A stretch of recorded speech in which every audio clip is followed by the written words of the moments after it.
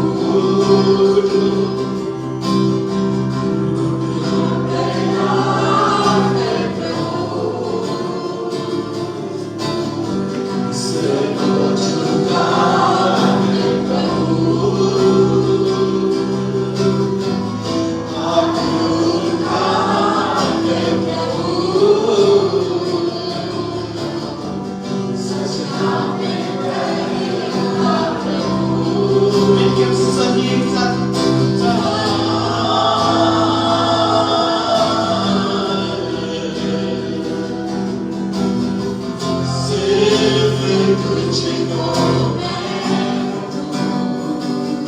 सारी महिमा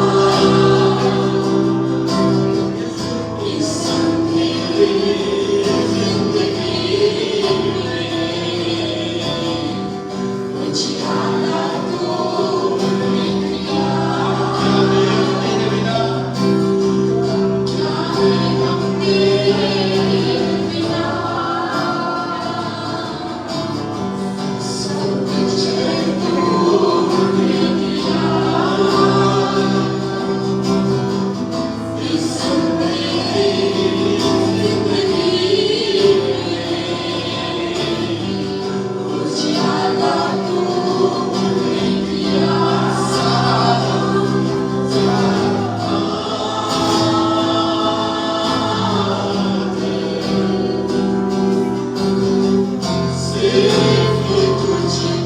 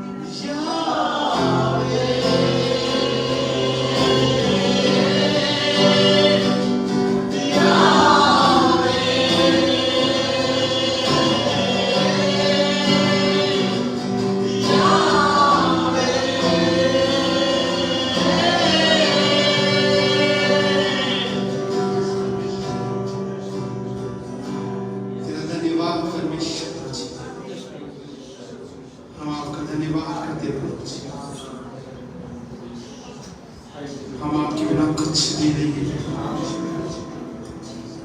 हम आपके सामने झुकते हैं पिता परमेश्वर, हम आपके करीब आते हैं पिता परमेश्वर। धन्यवाद धन्यवाद मेरा राजा, धन्यवाद परमेश्वर।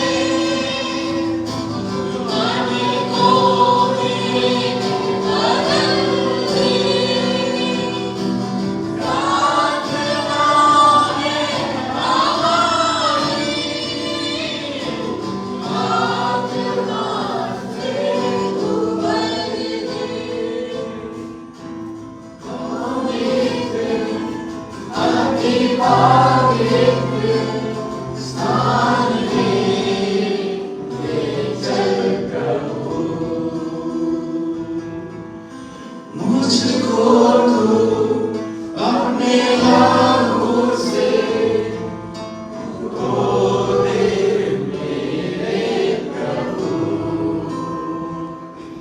इस पवित्र राज पर हम आपका धन्यवाद करते हैं।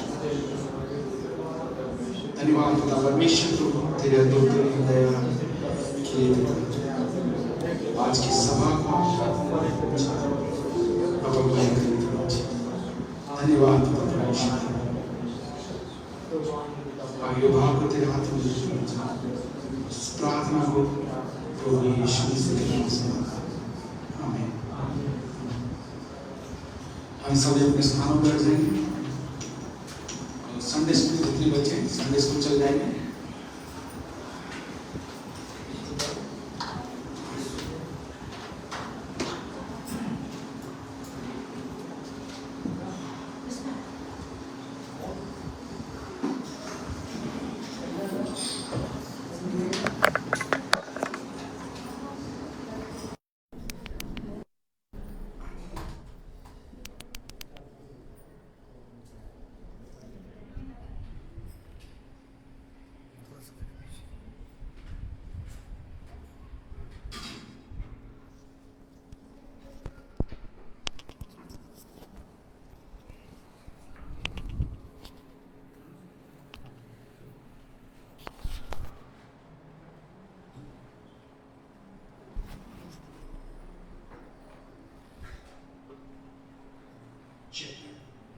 ये आप सभी का स्वागत है आज के इस प्रार्थना सभा में। प्रभु की स्तुति हो। सब लोग ठीक है? एक माइक चल रहा है। सब लोग ठीक है? ओके। सो परमेश्वर के जाने से मैसेज में जाने से पहले मैं आप सबको बताना चाहता हूँ कि हमारी जो रविवार की सभा होती है ये लगातार होती है। ये हर रविवार को होता है, ध्यान रखें। और ये सुबह में भी रहता है, शाम को भी रहता है, दोनों टाइम रहता है। तो अगर कोई भाई बहन अगर सुबह में भी आना चाहते हैं तो उनका स्वागत है। तो सुबह में 10:30 बजे रविवार के और शाम को यही टाइम है 7:30 बजे। तो कृपया ध्यान रहे, अपने मन में एक बात को रखें कि सुबह में भी होता है और शाम को भी होता है। तो कुछ लोग शाम को नहीं आ पाते तो सुबह में आइए। जो दोनों टाइम आना चाहते हैं स्वागत है। उसके बाद हमारा अलग अलग जगह में सभाएँ होती हैं। कई जगह में होती है, शनिवार को भी होता है, बुधवार को भी होता है। तो अलग अलग जगह में सभाएँ होती है। उधर LNT रोड की तरफ होता है, बुधवार को होता है रामपुरा के पास में। और अजमेरा कॉलोनी अंडरपास पुलिया के उधर है, उधर शनिवार को शाम को होता है हमारा। और इम्पोर्टेंट है कि हमारा 2 क्लासेस चल रहे हैं, बाइबल की शिक्षा, वचन की शिक्षा। अगर आप भूख लगा है तो स्वागत है वचन की शिक्षा को करने के लिए। और ये बहुत खूबसूरत है, ये बहुत अच्छा है। परमेश्वर का वचन जितना आप एक्चुअली ये भी मैं आपको बताना चाहता हूँ कि परमेश्वर का वचन सिर्फ उनके लिए नहीं है। कई बार कुछ लोग सोचते हैं कि शायद ये लड़कों के लिए है, जो लड़के लोग इधर हैं उनके लिए सिर्फ नहीं है, ये सभी के लिए। चाहे आप पढ़ना जानते हो, चाहे नहीं जानते हो, लिखना जानते हो या नहीं जानते हो, अगर आप भी करना चाहते हैं आपके लिए भी है। चाहे वो 18 साल के हों, चाहे वो 50 साल के हों, चाहे 70 साल के हों, उन सब के लिए है। चाहे पुरुष हो चाहे महिला, उन सब के लिए है।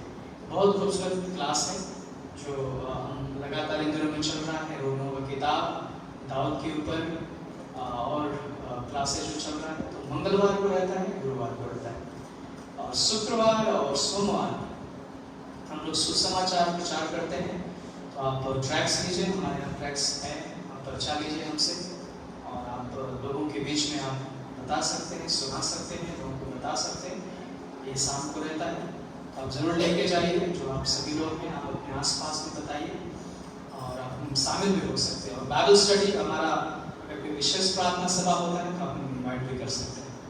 सो ये बहुत खूबसूरत है, ये अनाउंसमेंट है, भूलिए मत। पूरे सप्ताह का जो प्रोग्राम्स है आप भूलिए मत, ये लगातार चल रहा है। और जिसका अभी तक हमने आपका नाम नहीं है हमारे पास, आप अपना नाम नंबर दे सकते हैं, फोन नंबर दे सकते हैं। कोई पहली बार आया? आपका आपका सरनाम? आपका स्वागत है। और किसी ने? अच्छा अच्छा अच्छा, ओके, आप सभी का स्वागत है। आप चलिए सकते हैं। ओके, तो ये हमारी सभा है। आप लोगों को उत्साहित करिए, आपके आसपास, अपने पड़ोस में, अपने घर में। कई बार कुछ लोग के पति आ रहे तो पत्नी नहीं है, पति आ रहे तो पत्नी है, बच्चे आ रहे तो माता पिता है। सो उत्साहित करिए, क्योंकि परमेश्वर की संगति में हम सबको शामिल होना जरूरी है। जितना जरूरी आपको है उतना जरूरी आपके पत्नी को भी है, आपके पति को भी है, आपके बच्चों को भी है। हम सबको परमेश्वर की संगति की जरूरत है, हम सबको जरूरत है। अगर आपके घर में है, आपके पड़ोस में कोई आसपास रिलेटिव्स हैं, आप उन्हें भी उत्साहित करिए कि सभा में आए और परमेश्वर के वचन को सुने और स्वीकार करें और आगे देखें। सो ये हमारा अनाउंसमेंट है। और मैं एक छोटा सा वचन आपको बताना चाहता हूँ। भजन संहिता का 62 के 8, भजन संहिता 62 के 8 में लिखा है। और उसके बाद हम हमारे प्रभु के दास दीपक का स्वागत करेंगे। भजन संहिता 62 का 8। हे लोगों, हर समय उस पर भरोसा रखो, उससे अपने अपने मन की बातें खोल कर कहो, परमेश्वर हमारा शरण स्थान है। राइट, क्या लिखा है? हे लोगों,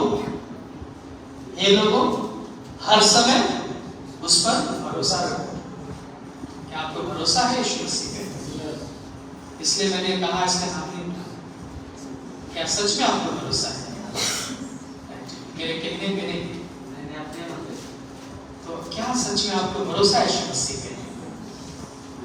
यीशु मसीह आपके लिए क्रूस पे मारा गया, गाड़ा गया, तीसरे दिन जी उठा, वो जीवित परमेश्वर है। वो सारे समाज, सारे जाति, सारे धर्म, सारे संसार के लिए परमेश्वर है। जिस परमेश्वर यीशु मसीह का जो प्रेम था सारे मानव जाति के लिए था, किसी विशेष व्यक्ति के लिए नहीं था। ध्यान रखिए, ये सभी के लिए था। और बाइबल कहती है कि जब हम उस पर विश्वास करते हैं, उस पर भरोसा करते हैं, तो यीशु पे विश्वास करने के द्वारा हमें अनंत जीवन मिलता है। विश्वास के द्वारा हमें शांति मिलती है, विश्वास के द्वारा हमें छिंगाई मिलता है, विश्वास के द्वारा हमें नया जीवन मिलता है, और विश्वास के द्वारा हम परमेश्वर के बेटे और बेटियां बन जाते हैं। विश्वास के द्वारा, सिर्फ विश्वास, कुछ नहीं, सिर्फ अपने पापों को मानना, अंगीकार करना और विश्वास करना। तो यहाँ पर लिखा है लोगों को हर समय उस पर भरोसा करना, सिर्फ एक दिन नहीं, सिर्फ रविवार के दिन नहीं, राइट? हर दिन, हर पल, जो आपके 2400 घंटा जो आपके पास है, वो 2400 घंटा आप उस पर भरोसा करना है, राइट? हमारा दिल धड़कता है, राइट? हम सांस लेते हैं, सोचो उतना टाइम भी में परमेश्वर भरोसा रखना है, हर मोमेंट उस पर भरोसा रखना है। तो उस पर भरोसा रखना है, सिर्फ कहने से नहीं, विश्वास के साथ, प्रार्थना के साथ। अच्छा, हम भरोसा रखते हैं, हम सभा में आते हैं, भरोसा रखते हैं, हम परमेश्वर का वचन पढ़ते हैं, भरोसा रखते हैं, हम प्रार्थना करते हैं, और भरोसा रखते हैं, हम एक दूसरे को उत्साहित भी करते हैं कि आप भी भरोसा रखिए। आइए प्रार्थना करते हैं। प्रभु धन्यवाद इस सभा के लिए और आज की संगति के लिए, संदेश वचन के लिए। प्रभु आप दीपक को आशीष दें, संभालें, ताकि जो भी वचन के लिए निकले प्रभु आपकी महिमा हो सके। आज की सभा को छूना अवश्य, हम सबको अवश्य। आज जो लोग आए हैं प्रभु, तेरा वचन लेके जाए, छुटकारा, छुटाई लेके जाए, तेरे सामने तेरे बुद्धिमत्ता को लेके जाए प्रभु, और तेरा प्रेम, तेरा अभिषेक इन्हें छूने पाए परमेश्वर, क्योंकि आपका प्रेम किसी विशेष व्यक्ति के लिए नहीं, सारे मानव जाति के लिए था, सभी के लिए, और वो प्रेम सबको बदलने पाए। हम धन्यवाद करते हैं। ये प्रार्थना प्रभु यीशु के नाम से, आमीन। ये दीपक का स्वागत करते हैं।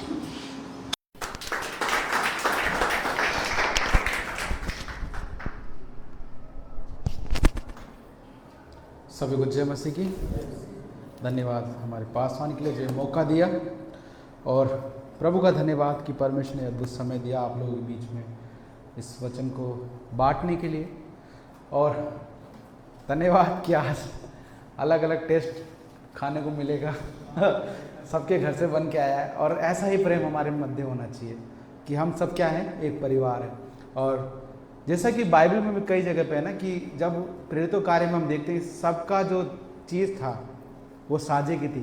कोई अब हम एक कल्पना कर सकते हैं हम वैसा ही इस जगह पे हैं, लोग अपना लेके आ रहे हैं, खा रहे हैं और परमेश्वर की स्तुति कर रहे हैं। कल अमन भाई बोल रहे थे शनिवार की प्रार्थना सभा में कि जब हम कलीसिया में कोई कार्य करते हैं, बांट के पैसा खर्च करते हैं तो उसमें बड़ा आनंद आता है, बड़ा आनंद आता है। और पता है परमेश्वर उस थोड़ी में भी हमारी उस ज़रूरतों को पूरा करता है। जब हम थोड़ा सा भी बनाते हैं तो उसमें भी हमें वो तृप्त करता है। आज पोटलक सर्विस है और आप सभी को पता है पोटलक सर्विस क्या होता है कि हम सब मिल के अपने घर से बना के लाते हैं। और धन्यवाद आपकी मेहनत के लिए, जो आपने आज मेहनत किया होगा और बनाया होगा उसके लिए धन्यवाद। आइए हम वचन पे जाते हैं। आप सभी को पता है हमारी ये कलीसिया क्या है, परिवार है। कई बार परमेश्वर ने कहा है कि ये एक देह है, यानी एक शरीर है, और यीशु मसीह क्या है, इस शरीर का एक अंग है। वो परमेश्वर, हम सब उसमें जुड़े हुए हैं। और हमारे शरीर से एक भी अंग अगर निकल जाए तो हमारा शरीर क्या है, अधूरा है, हमारा शरीर अधूरा है। और जिस तरह से उत्साह वहाँ बना रहता था, पुराने हम नए नियम में देखते हैं, पुराने नियम में देखते हैं, लोग क्या करते थे, परमेश्वर के भवन के लिए लाकर बड़ा आनंद करते थे, धन्य समझते थे अपने आप को कि हमने परमेश्वर के उस कार्य और उसकी महिमा के लिए अपना योगदान दिया। आप सभी को पता है हमारे कलीसिया एक परिवार है, और परिवार क्या होता है, उस कुछ ज़रूरतें होती है जो क्या करता है, परिवार का हर एक सदस्य मिलकर करता है। क्या आज हमारी कलीसिया में क्या कमी है, हर एक परिवार उसके प्रति चिंतित होता है। और वो क्या करता है, एक संस्था जो है बिना ज़रूरतों के नहीं चल सकती, क्योंकि उसको एक ज़रूरत होती है उस ढांचे को मजबूत करने के लिए, उस स्थिति को मजबूत। क्या हम आज ऐसे समय में हैं कि हर क्षेत्र में हमें वित्त की यानी पैसे की ज़रूरत होती है, हर समय में हमें पैसे की ज़रूरत होती है। और परमेश्वर चाहता है कि हम उस पैसे को जब हम परमेश्वर कार्य के लिए देते हैं तो परमेश्वर बड़ा ही आनंदित होता है, क्योंकि हम क्या करते हैं, उत्साह के साथ देते हैं। मैं वचन की शुरुआत करना चाहूँगा। हम निकालेंगे दूसरा कुरिन्थियों उसका 9वां अध्याय, दूसरा कुरिन्थियों उसका 9वां अध्याय निकालेंगे और हम 5वीं पंक्ति को पढ़ेंगे। दूसरा कुरिन्थियों 9वां अध्याय उसकी 5वीं पंक्ति को हम पढ़ेंगे। कोई भी जन हमारे बीच में पढ़ सकता है। इसलिए मैंने भाइयों से ये विनती करना आवश्यक समझा कि वे पहले से तुम्हारे पास जाएं और तुम्हारी उद्धारता का फल, जिसके विषय में ये पहले से वचन दिया गया था, तैयार कर रखे कि ये दबाव से नहीं परंतु उद्धारता के फल के समान तैयार हो। आमीन। आइए प्रार्थना करते हैं। परमेश्वर प्रभु धन्यवाद इस वचन के लिए। परमेश्वर प्रभु हम आपका धन्यवाद करते प्रभु जी, अद्भुत वचन के लिए प्रभु, ये हमारे हृदय में कार्य करने पाए, आप अगुवाई करें प्रभु जी, धन्यवाद। आमीन। आप सभी को पता है यहाँ पर जो पौलुस है वो क्या कर रहा है, कुरिन्थ की कलीसिया में सिखा रहा है। क्या सिखा रहा है, अगर 5वीं पंक्ति में हम देखते हैं तो वहाँ लिखा है, इसलिए मैंने भाइयों ये विनती करना आवश्यक समझा। मैं आप सभी से विनती करना आवश्यक समझ रहा है पौलुस, अपनी कलीसिया में कह रहा है, विनती कर रहा है। क्या कर रहा है, विनती कर रहा है। और क्या विनती कर रहा है,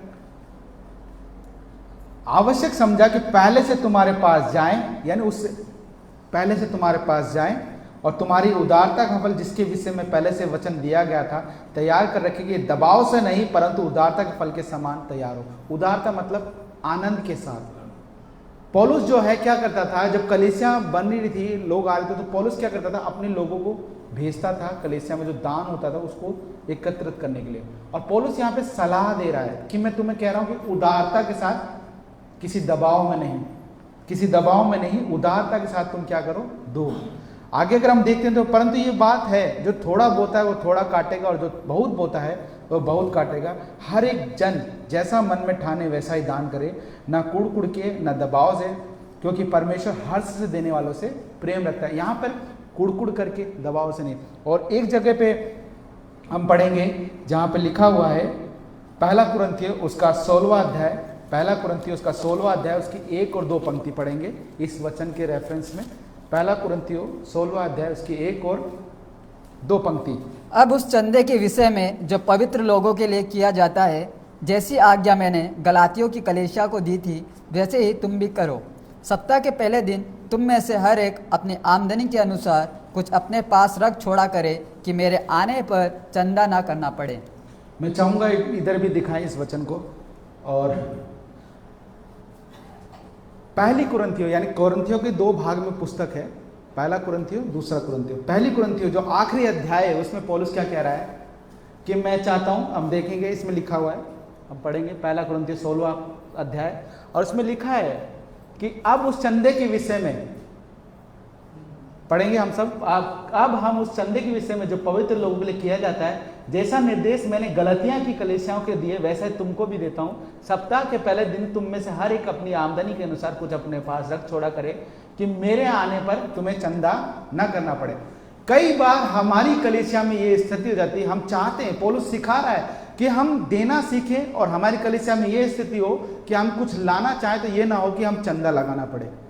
हमें क्या करना पड़े? चंदा लगाना। चंदा समझते हैं आप कि कोई प्रोग्राम होता है, भाई पर्ची कटा रहे हो, क्या आप पर्ची कटा रहे हो? ऐसी स्थिति, पौलुस कहता है ऐसी स्थिति कलीसिया की नहीं होनी चाहिए। ऐसी स्थिति कलीसिया की नहीं होनी चाहिए कि हमें चंदा लगाना पड़े। जब हम हमारी कलीसिया के लिए देते रहेंगे तो हमारी कलीसिया भरपूरी से उस धन का उपयोग करेगी कलीसिया की महिमा के लिए, स्थिति के लिए। हमारी टीम मेंबर में कई लोग हैं, जैसे अमन भाई हैं, विनय भाई है, दिनेश भाई हैं, अनमोल है, राजेश भाई है, हम सबको पता है, और अमन भाई भी हमारे साथ सम्मिलित है, उनको पता है। और जो हमारी टीम में सम्मिलित हो जाता है उसको पता लग जाता है कि हमारी कलीसिया की क्या क्या जरूरतें हैं, उसको एहसास होने लगता है। क्यों? रीजन क्या है कि हमारी कलीसिया को जरूरत है। और हम देखते हैं कि यहाँ पे पतरस, वो पौलुस कह रहा है कि तुम ऐसी स्थिति ना करो, तुम क्या करो, हर 7वें दिन थोड़ा थोड़ा रख छोड़ो।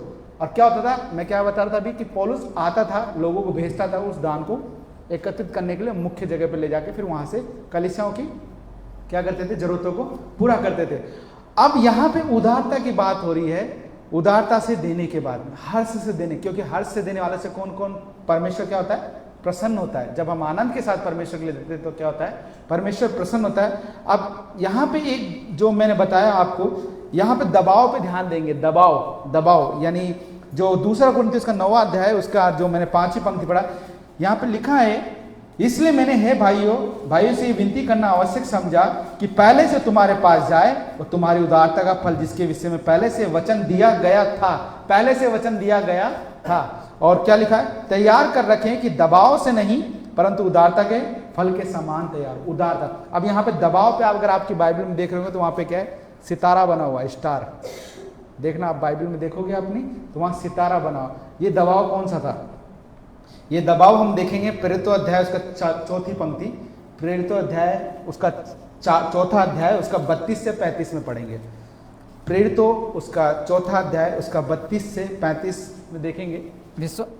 विश्वास करने वालों की मंडली एक चित्त और एक मन की थी, यहाँ तक कि कोई भी अपनी संपत्ति ध्यान से सुनेंगे, अपनी नहीं कहता था, परंतु सब कुछ साझा में था।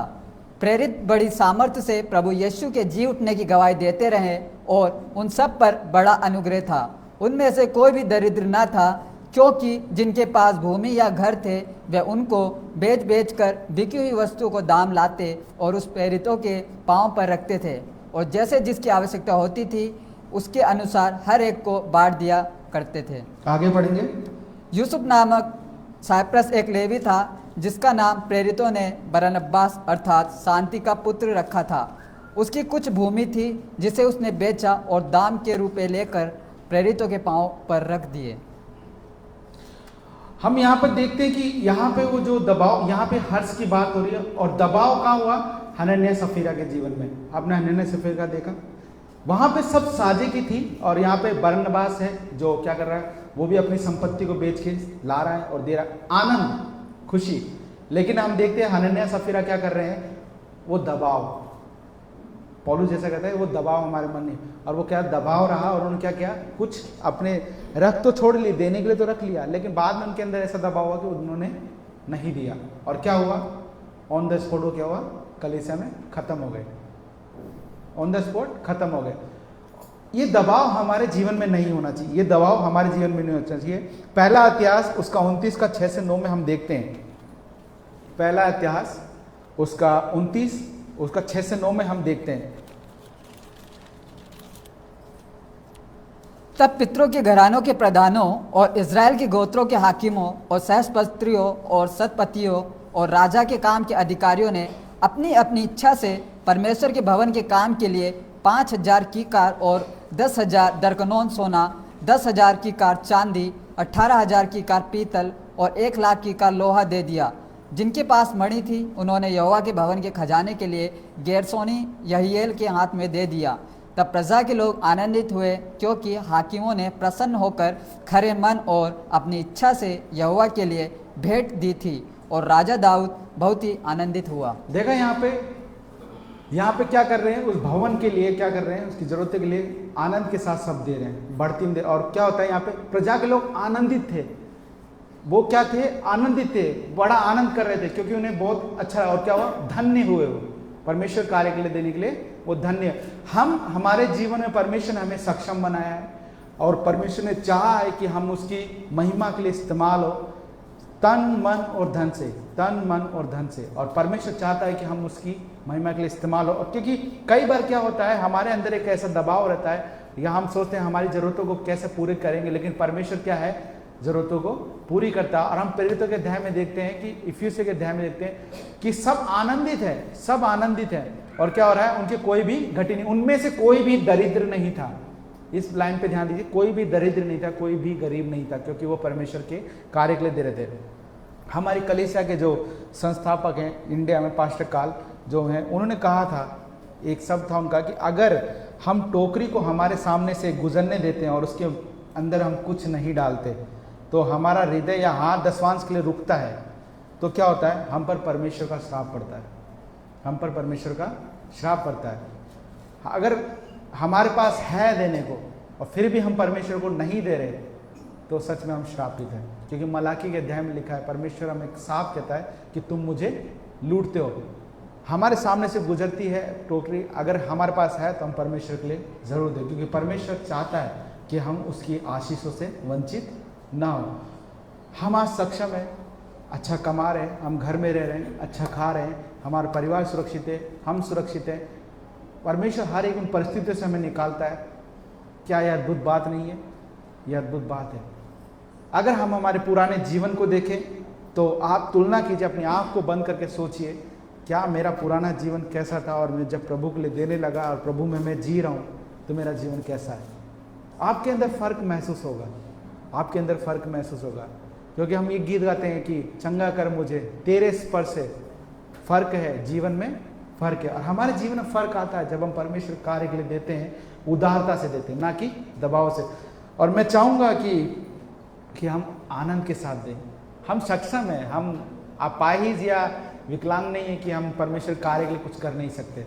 मैं चाहूँगा दिनेश भाई एक वीडियो दिखाएंगे आपको, और वो वीडियो है 2 मिनट का वीडियो है, उसका ट्रांसलेट करके मैं आपको बताऊँगा, और चाहूँगा कि हम सब गौर से देखें इस वीडियो को। Once watch this, please carefully read the subtitles. యేసును నమ్ముకోండి అని చెప్పి వాక్య పంపించాను.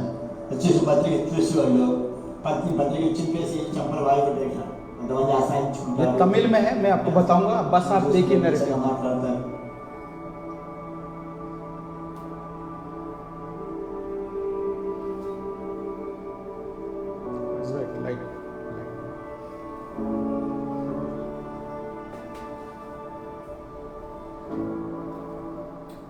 అయితే బ్రదర్, మరి ఇప్పుడు మీకు సువార్త పత్రికలకే ఖర్చు అవుతుంది. వీటన్నిటిలో మీకు ఎలా సమకూర్చబడుతుంది ఆర్థికంగా? ఆర్థికంగా నాకు బిడ్డ नीचे वाला, नीचे वाला, नीचे वाला, नीचे के 2।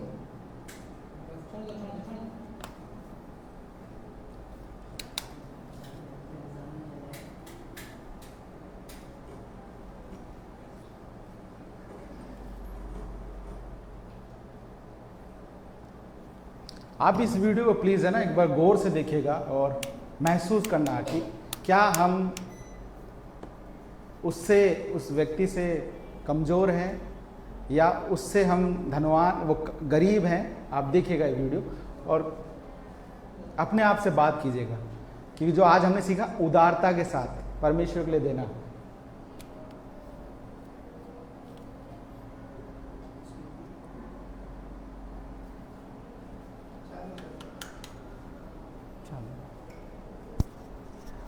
मैं चाहूँगा विनय भैया एक बार रिमोट पास में ले जाएंगे।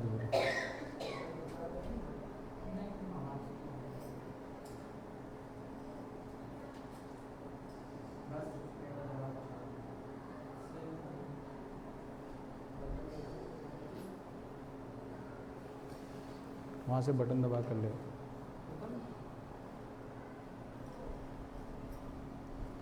टेक्निकल एरर ऐसा ही होता है।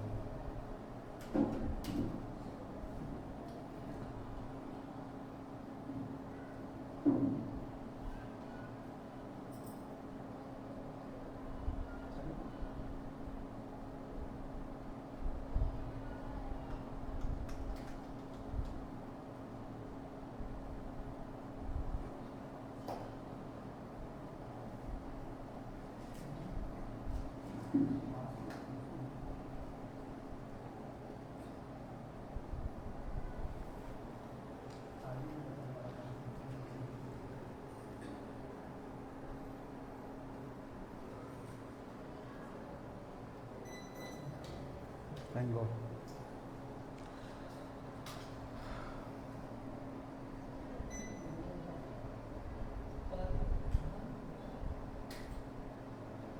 चलिए, क्या विषय था भूल गए हम? क्या बताया गया था? भूले थोड़ी हम। उदारता, आनंद, खुशी, जब हम परमेश्वर के कार्य के या उसके राज्य के लिए कुछ करते हैं।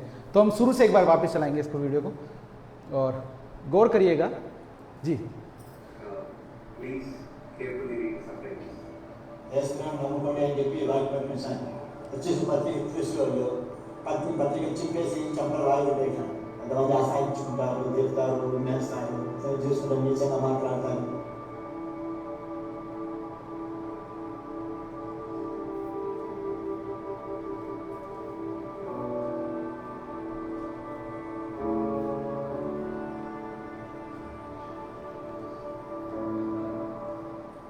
అయితే బ్రదర్ మరి ఇప్పుడు మీకు సువార్త పత్రికలకే ఖర్చు అవుతుంది.